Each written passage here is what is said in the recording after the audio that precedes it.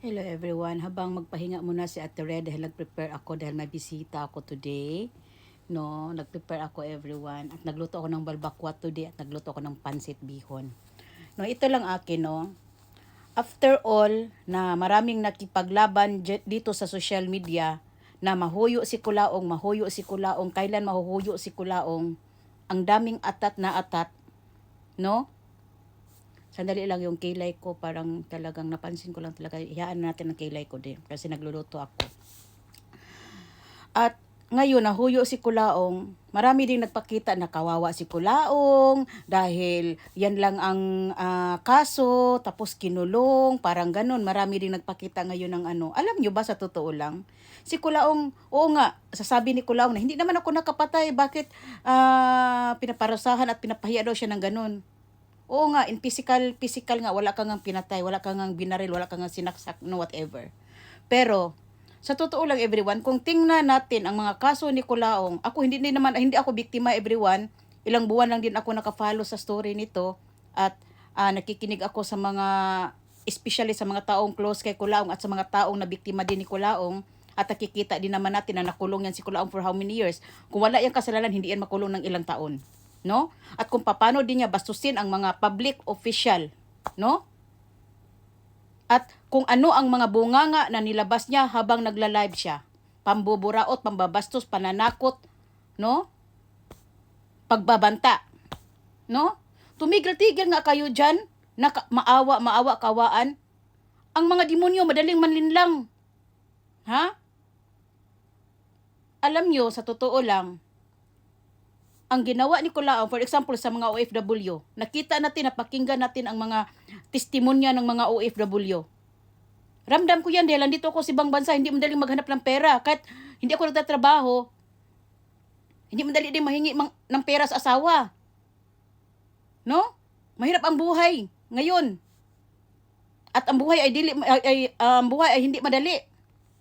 No? Ako hawag, sus nako. Akala ko okay ako ngayon. Tumigil-tigil nga kayo. Dapat nga magpasalamat tayo na mayroong isang makagago na sa tingin ninyo ay hughuging vlogger lang. Na talagang siniseryoso talaga itong kasamaan ni Kulaong. Ha? Yung paggagamit ni Kulaong ng Marcos. Marcos ba siya? May mukha ba dyan na Marcos? Sagot kayo dyan sa baba. Kung mukha ba yung Marcos? At ano ang pinapaniwala niya sa mga tao? Na ang daming na biktima. Ang daming naniwala din. Na ewan. Kung bakit naniniwala. Ha? At ang daming mga OFW. Ha? Naging kawawa. May na-homeless pa. May namatay pa nang dahil sa ka-stress sa konsumisyon. Sino ba ang hindi atakihin? Kung mangutang ka dyan ng milyon-milyon para lang itulong mo dyan sa taong akala mo may maitulong din sa'yo.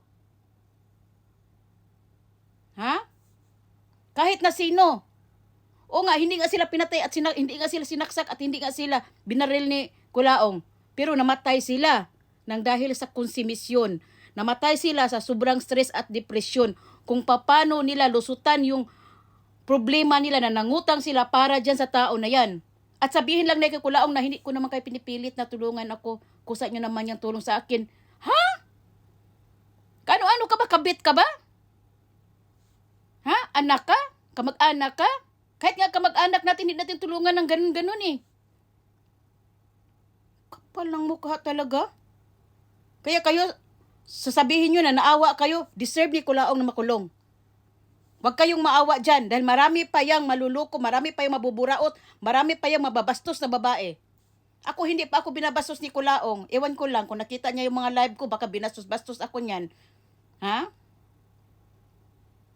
At wala akong pakialam dahil isa lang din ako dito na katulad ninyo na nagpalabas ng naramdaman ko laban sa kanya, sa kanyang pagkatao dito sa social media na hindi talaga siya good influencer.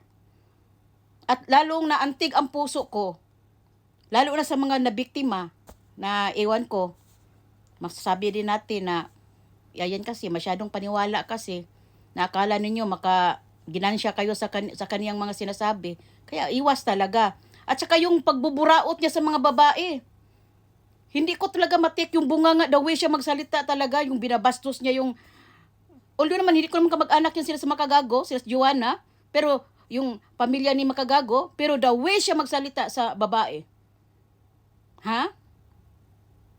Napaka walang mudo. Kapalang mukha, nag-aral ka pa sa ano? Sa Cambridge? Na yung English mo, giatay ka? Ha? At ano sabi mo? Itikit. Wala kang nga ka-itikit, pisti ka? Napakadugyot mo? Kung saan-saan ka pumapasok sa restaurant. Ha? Sikmahan mo ng mga napkin din na sa mga social na restaurant na hindi mo alam na ginagamit niya sa ibang tao. Punyeta ka. Kaya dapat sa'yo makulong ka. Kaya ako nagpasalamat ako happy ako kahapon talaga everyone. No? Dahil pinansin ito ng Napolcom, pinansin ito ng mga kapulisan at pinansin may kalinisan talaga na siniseryoso talagang hanggaw na yan, buang na yan. At huwag kayong magsasabi na, ay influencer lang yan, bakit pinatulan yan? Alam nyo, ang taong ganyan, kung hindi yan papatulan, hindi yan si Kulaong, hindi yan si Kulaong na normal lang na influencer. Alam natin lahat yan. Hay nako. Tingnan ko yung balbako ko, baka ano na yun. No? Na overcook na yun. Tumigil nga kayo dyan sa kawawa niyan. Visit na yan. Deserve niya makulong.